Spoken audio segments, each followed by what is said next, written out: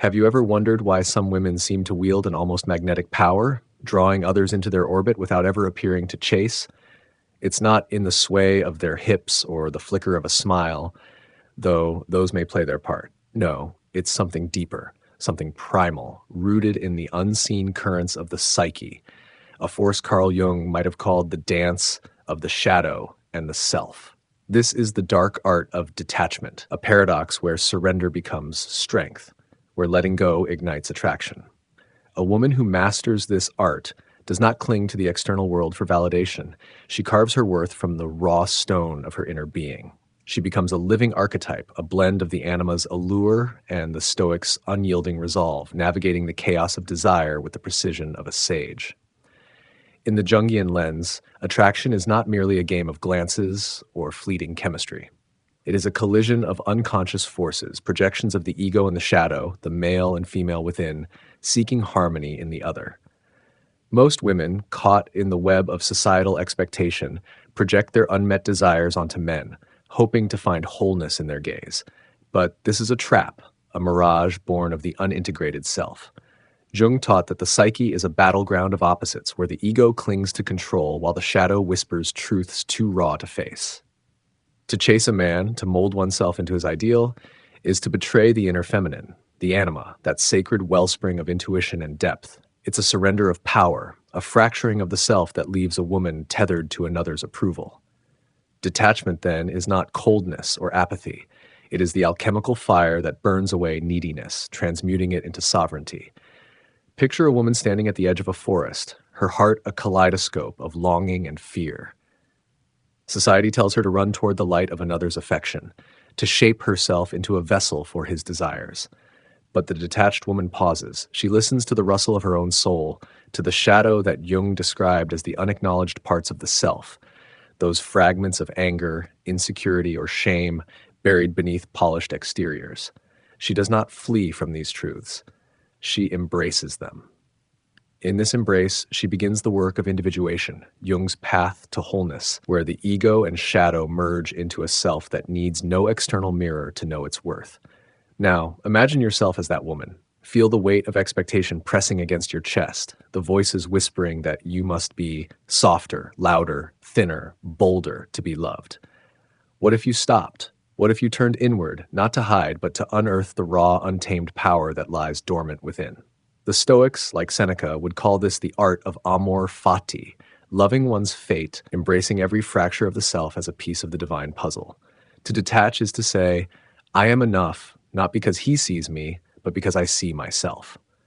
This is the first step toward mastery, where attraction ceases to be a pursuit and becomes a byproduct of inner radiance. The detached woman does not reject men or desire. She redefines her relationship to them. She knows that true attraction stems not from desperation, but from presence. Jung's concept of the anima and animus, the feminine and masculine energies within, teaches that a woman who integrates her masculine strength, her assertiveness and clarity, becomes a force of nature. She does not need to chase because her energy pulls others toward her, like moths to a flame that burns steady, not frantic. She is the Stoic warrior, echoing Marcus Aurelius, who said, "You have power over your mind, not outside events." Her mind becomes her fortress, her self-worth the moat that no fleeting rejection can cross. Yet, this path is not without pain. Detachment demands shadow work, the courage to face the wounds that whisper lies of unworthiness. Modern psychology might frame these as trauma responses, patterns of people-pleasing or fear of abandonment rooted in childhood or past betrayals. The detached woman does not shy away from these scars. She studies them, learns their language, and refuses to let them dictate her value. She becomes the alchemist of her own soul, turning pain into wisdom, fear into freedom. In doing so, she rewrites the script of attraction, no longer a supplicant, but a queen who chooses, not chases. The journey into detachment is a descent into the underworld of the self, where the shadows cast by past wounds and unspoken desires flicker against the walls of the psyche.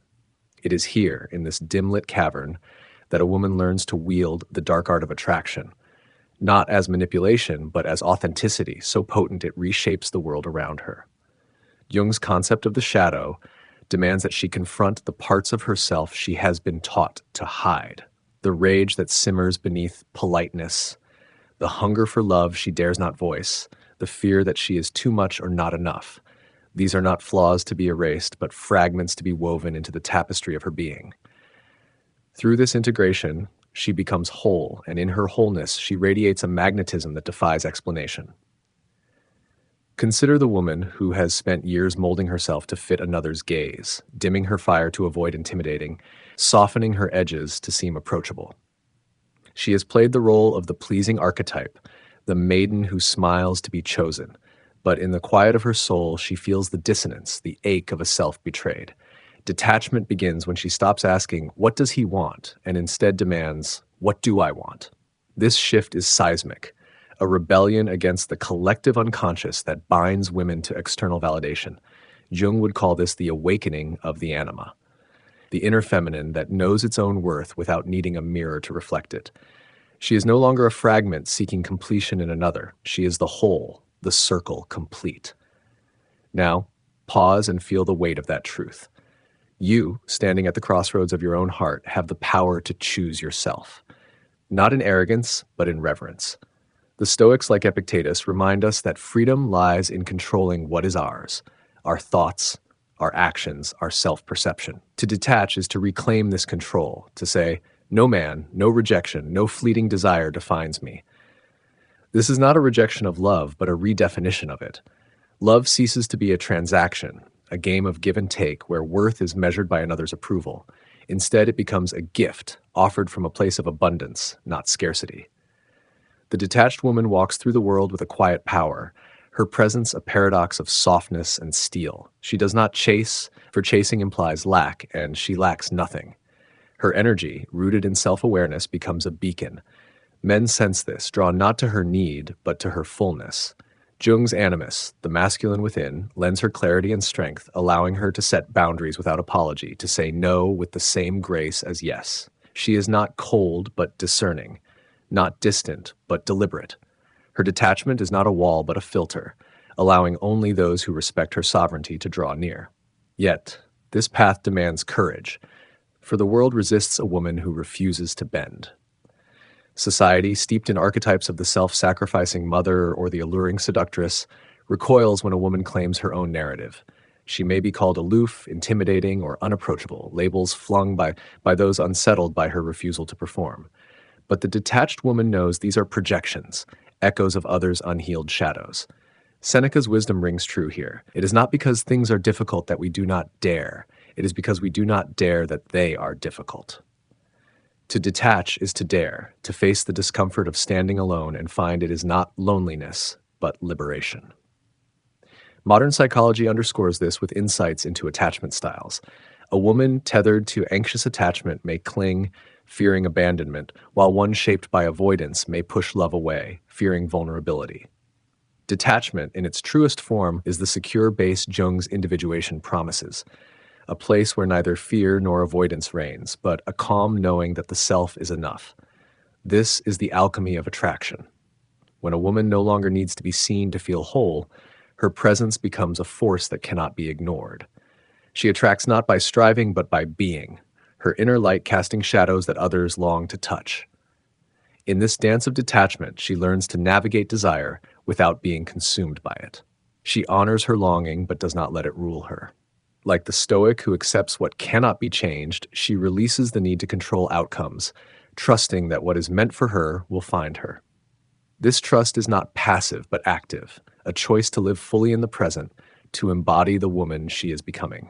And in that embodiment, she becomes irresistible.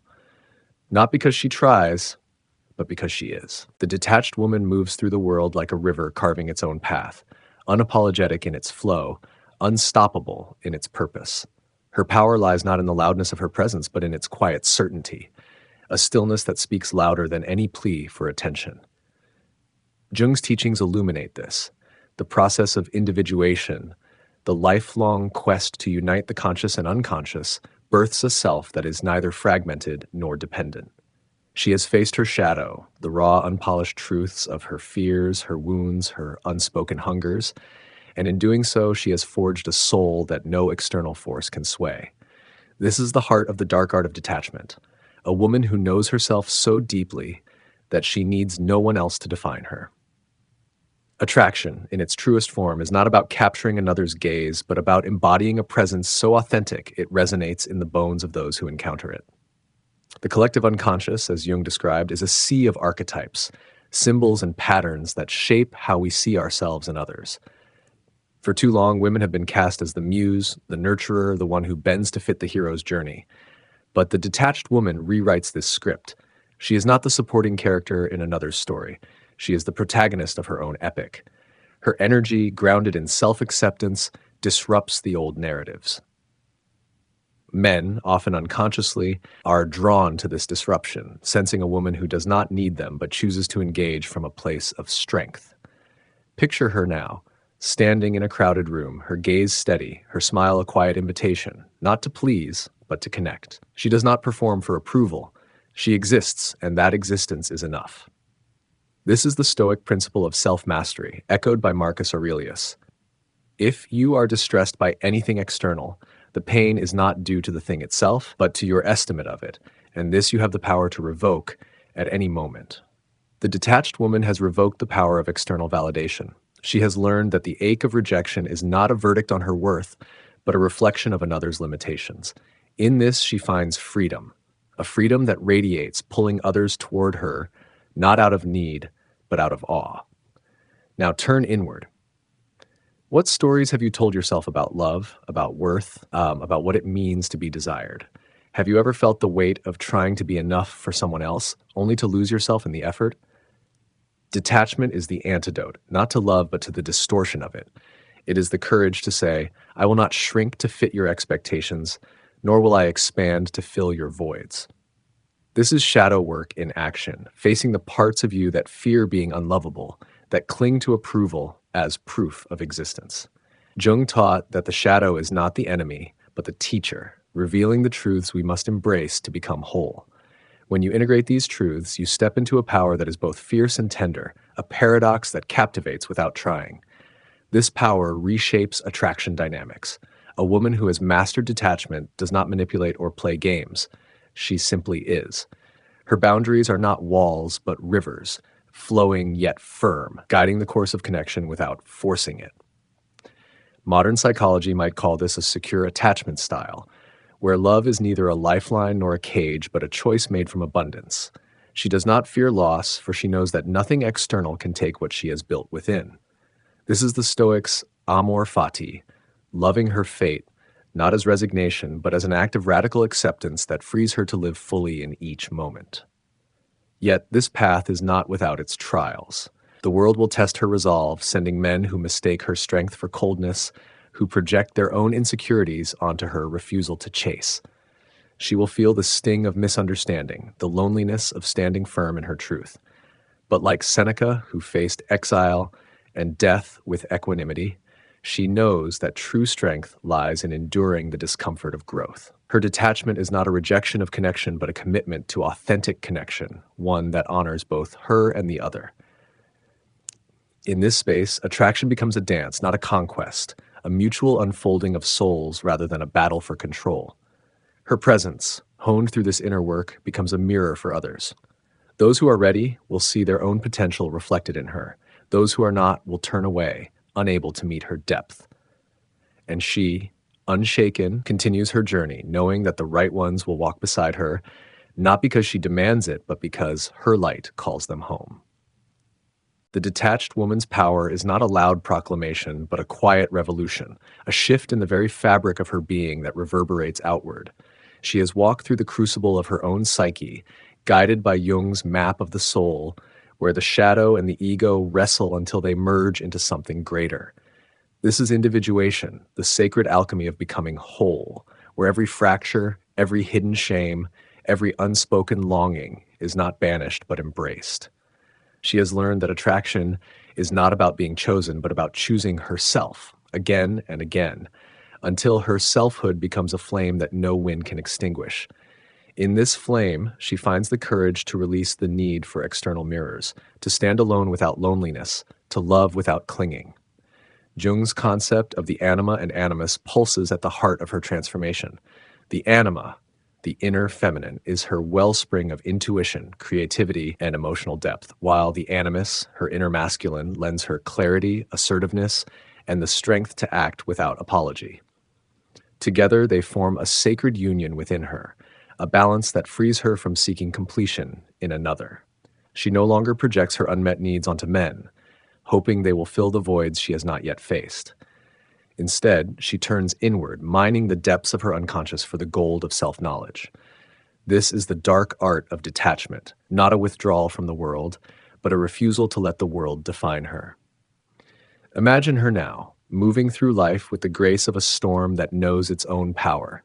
She does not need to shout her worth. It is woven into her every gesture, her every word. When she speaks, it is with the weight of someone who has faced her own shadows and emerged unafraid. Men sense this, drawn not to her desperation, but to her depth, to the quiet certainty that she is complete without them. This is the paradox of attraction. The less she needs, the more she is wanted. Stoic wisdom, as Epictetus taught, underpins this truth. There is only one way to happiness, and that is to cease worrying about things which are beyond the power of our will. She has released the need to control others' perceptions, trusting instead in the sovereignty of her own soul. Now look within yourself. What would it feel like to let go of the need to be seen, to be validated, to be enough for someone else? Can you feel the freedom in that release, the way it unshackles you from the endless cycle of proving yourself? Detachment is not about closing your heart, but about opening it to yourself first. It is the courage to face the parts of you that ache for approval, that fear rejection, and to hold them with compassion. Modern psychology might frame this as healing the inner child, soothing the wounds of past abandonments or betrayals. But Jung would call it shadow work, the act of bringing light to the hidden corners of the psyche, where fear and shame whisper lies of unworthiness. This work is not easy. The world will tempt her to return to old patterns, to chase, to please, to shrink. She will face moments of doubt where the old voices creep in, questioning whether she is too much or not enough. But the detached woman has learned to pause, to breathe, to return to the stoic anchor of self-mastery. Seneca's words echo in her mind. We suffer more in imagination than in reality. She knows that the pain of rejection is fleeting, but the pain of betraying herself is eternal. So she chooses herself, not out of arrogance, but out of reverence for the divine spark within her. In this choice, she redefines attraction. It becomes not a game of pursuit, but a dance of mutual recognition. She attracts those who see her not as a prize to be won, but as a partner in the journey of becoming. Her boundaries, once porous, are now rivers, fluid yet firm, guiding connection without forcing it. She does not fear loss, for she knows that what is truly hers will return, and what is not will fade without breaking her. This is the essence of her magnetism, a woman who is whole, who loves from abundance, who walks with the quiet power of one who has faced her darkness and found light. Her presence is a call to others to rise, to meet her not as a savior or a conquest, but as an equal. Those who cannot will fall away, and she will let them go, not with bitterness, but with grace, for she knows that her worth is not in their staying, but in her own becoming, a journey that no one can take from her. The detached woman stands at the edge of her own becoming, a figure etched against the horizon of her soul, where the light of self-awareness meets the shadow of all she has overcome. She is no longer swayed by the fleeting tides of external desire, for she has anchored herself in the deep currents of her own truth. Jung's vision of individuation pulses through her, a process not of perfection, but of integration, where every fragment of the self, every wound, every hidden yearning is gathered into a mosaic of wholeness. This is the dark art of detachment, not a rejection of connection, but a refusal to let it define her. She has learned that true attraction is not about being needed, but about being seen, first by herself, then by those worthy of her presence. In the Jungian framework, the psyche is a dance of opposites, where the conscious ego and the unconscious shadow vie for dominance. For too long, women have been taught to suppress their shadows, to hide their anger, their ambition, their raw hunger for life, lest they be deemed unlovable. But the detached woman dares to look where others turn away. She faces the parts of herself that society calls too much, the fire that burns too brightly, the voice that speaks too boldly, the heart that loves too fiercely. In this confrontation, she finds not shame, but power. Jung's shadow work becomes her liberation, a process of reclaiming every piece of herself until she stands as a whole, radiant being, unafraid of her own complexity. This radiance is her allure. It is not the superficial charm of youth or beauty, though those may enhance her presence. It is the glow of a woman who has walked through the fire of self-doubt and emerged with a clarity that cuts like a blade. Stoic philosophy, as Marcus Aurelius taught, guides her here. Waste no more time arguing about what a good man should be. Be one. She adapts this wisdom to her own journey, wasting no time seeking validation for who she should be. She simply is. Fierce, tender, whole. Her detachment is not a shield but a choice, a commitment to live from the inside out, to let her inner truth shape her reality. Now imagine yourself stepping into this truth. What would it feel like to release the grip of fear, to stop measuring your worth by another's gaze? Can you sense the power in standing firm, not as a performance, but as an act of love for yourself? The detached woman knows that love is not a transaction, not a currency to be earned through pleasing or performing. It is a state of being, a gift she offers first to herself. Modern psychology might call this self-compassion, a healing of the wounds that whisper, "You are not enough." But Jung would see it as the integration of the anima, the feminine soul that knows its own divinity without needing another to affirm it. This integration shifts the dynamics of attraction. The detached woman does not chase, for chasing implies a void she does not carry. Instead, she invites, her presence a quiet challenge to those who would meet her on her terms. Men, often caught in their own projections of the anima, their idealized image of the feminine, may initially falter, unsure how to approach a woman who does not need them to complete her. But those who are ready, those who have begun their own journey of self-awareness, will recognize her as a mirror, reflecting not their fantasies, but their potential for authentic connection. This is the dance of attraction she creates, not a game of power, but a mutual unfolding of souls. Yet, this path is not without its shadows. The world will push back, testing her resolve with moments of loneliness, with voices that call her selfish or unapproachable. She will feel the weight of those judgments, the temptation to soften her edges to fit the mold. But like Seneca, who faced adversity with unflinching clarity, she knows that true strength lies in enduring the discomfort of authenticity. "You must change the way you think about your circumstances," Seneca wrote, "for you cannot change the circumstances themselves." She changes her perspective, seeing rejection not as a verdict, but as a redirection, guiding her toward those who can meet her in her fullness. Her detachment becomes her freedom, a liberation from the need to control outcomes or bend to others' expectations. She trusts the rhythm of her own life, knowing that what is meant for her will flow toward her, not because she forces it, but because she is aligned with her own truth. In this alignment, she becomes a force of nature, a woman whose presence is both a sanctuary and a storm, drawing those who seek not to possess her, but to walk beside her in mutual reverence. The detached woman has become a living paradox, a beacon of strength cloaked in softness, a storm tempered by serenity. Her journey through the Jungian landscape of the psyche has forged her into a being who no longer seeks to fill voids, but to overflow with her own essence.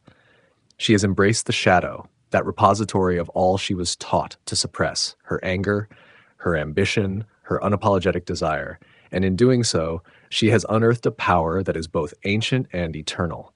This power is not loud or ostentatious. It is the quiet certainty of a woman who knows her worth is not contingent on another's gaze. Jung's individuation has guided her to this precipice, where the ego and the unconscious merge, creating a self that is whole, radiant, and untethered. This wholeness is the cornerstone of her attraction. She does not perform for love, she embodies it. Her presence, steeped in the balance of anima and animus, radiates a clarity that disarms and a depth that captivates. Men, often entangled in their own projections, may approach her expecting a muse or a savior, only to find a mirror reflecting their own unexamined truths. The detached woman does not bend to these projections. She stands firm, her boundaries a testament to her self-respect, her choices a reflection of her inner alignment. As Epictetus taught, no man is free who is not master of himself. She is free, not because she rejects connection, but because she no longer needs it to define her. Picture her now, moving through the world with a grace that feels both effortless and earned. Her eyes hold a quiet fire. Her words carry the weight of someone who has wrestled with her own darkness and emerged victorious. She is not cold, but discerning, not distant, but deliberate. Her detachment is a choice to honor her own rhythm, to trust that the right connections will find her when she is true to herself. This trust is the Stoics' amor fati, the love of one's fate, where every moment, joy or pain, connection or solitude, is embraced as a step toward becoming. She knows that attraction is not about capturing another's heart, but about living so authentically that others are drawn to her light. Now, turn inward. What would it mean to trust yourself so fully that no rejection could shake you? Can you feel the freedom in releasing the need to be everything to everyone, to instead be everything to yourself? The detached woman has learned this truth through shadow work, through facing the parts of herself that once whispered she was unworthy. Modern psychology might frame this as breaking free from anxious attachment, from the fear of abandonment that drives so many to chase love at the cost of their own soul. But Jung would see it as the integration of the shadow, the act of reclaiming the disowned parts of the self until no external force can dictate her value. This integration is her rebellion against a world that demands women shrink to fit its molds. Society, steeped in archetypes of the self-sacrificing nurturer or the alluring temptress, often recoils from a woman who refuses to play these roles. She may be called intimidating, aloof, or too independent, labels flung by those unsettled by her sovereignty. But she knows these are not truths, but projections, shadows cast by others' unhealed wounds. Seneca's wisdom guides her here.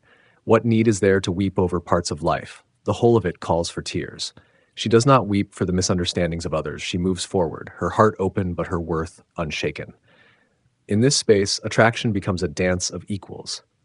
The detached woman does not seek to fill another's voids or to have her own filled. She offers connection from a place of abundance, inviting others to meet her in authenticity rather than expectation. Those who are ready will step into this dance, drawn not by need but by resonance. Those who are not will fall away, and she will let them go, not with bitterness but with grace, knowing that her path is not about holding on, but about moving forward. Her magnetism lies in this movement, in the way she embodies her own becoming without apology. Her life becomes a testament to the power of detachment, a living proof that true attraction flows from self-ownership. She has learned to love herself, not as a means to an end, but as an end in itself, a radical act of defiance against a world that measures women by their ability to please. In this love, she finds peace, not the absence of desire, but the freedom to desire without being consumed. She is whole, and in her wholeness, she draws the world to her, not by chasing, but by being. The detached woman has become a living flame, her presence a quiet inferno that warms without burning, illuminates without blinding. She has walked the Jungian path of individuation, weaving together the threads of her conscious and unconscious selves until they form a tapestry of unyielding authenticity. Her shadow, once a source of shame, is now her ally, its raw truths transformed into the bedrock of her strength. She no longer seeks to be completed by another, for she has found completion within, a sacred union of anima and animus, feminine and masculine, intuition and resolve. This is the dark art of detachment, a refusal to let the world's fleeting judgments define her, a commitment to live as the fullest expression of her soul. Attraction for her is no longer a pursuit, but a natural consequence of her being. She does not bend to fit the molds of others' desires, nor does she chase the approval that once felt like oxygen. Instead, she stands as a beacon, her energy a call to those who can meet her in her truth. Jung's teachings remind us that the psyche is a mirror, reflecting back the projections we cast upon it. The detached woman has polished her mirror, clearing away the distortions of neediness and fear. When others look at her, they see not their fantasies, but their own potential for wholeness, a challenge that both unnerves and inspires. Her allure lies in this clarity, in the way she invites connection without demanding it. Imagine her now, her presence a quiet command, her gaze a question that asks, "Are you ready to meet me as I am?" She does not shrink to make others comfortable, nor does she inflate herself to impress. Her power is in her authenticity, in the way she embodies the Stoic principle of self-mastery. Marcus Aurelius wrote, "You have power over your mind, not outside events. Realize this, and you will find strength." She has realized this, and her strength is palpable, a force that draws others not because she seeks them, but because she is whole. Her detachment is not a rejection of love, but a redefinition of it, a shift from scarcity to abundance, from clinging to choosing. Now, pause and feel the weight of that choice. What would it mean to choose yourself, not as a means to attract another, but as an act of devotion to your own soul? Can you sense the liberation in releasing the need to be seen, to be validated, to be enough for someone else? The detached woman has faced the shadows that once whispered she was lacking, those voices born of childhood wounds, societal pressures, or past betrayals. Modern psychology might call this the healing of core wounds, the rewiring of beliefs that tie worth to external approval. But Jung would see it as the integration of the shadow, the act of embracing every part of the self until it shines with its own light. This light is her greatest gift. It is not a beacon meant to lure, but a fire that warms those who are ready to step into its glow. She knows that true attraction is a dance of resonance, where two souls meet not to fill voids, but to share their fullness. Her boundaries, once porous, are now sacred, guiding connection without surrendering her essence. She does not fear rejection, for she knows it is not a verdict on her worth, but a reflection of another's readiness. Seneca's wisdom echoes here. The greatest remedy for anger is delay.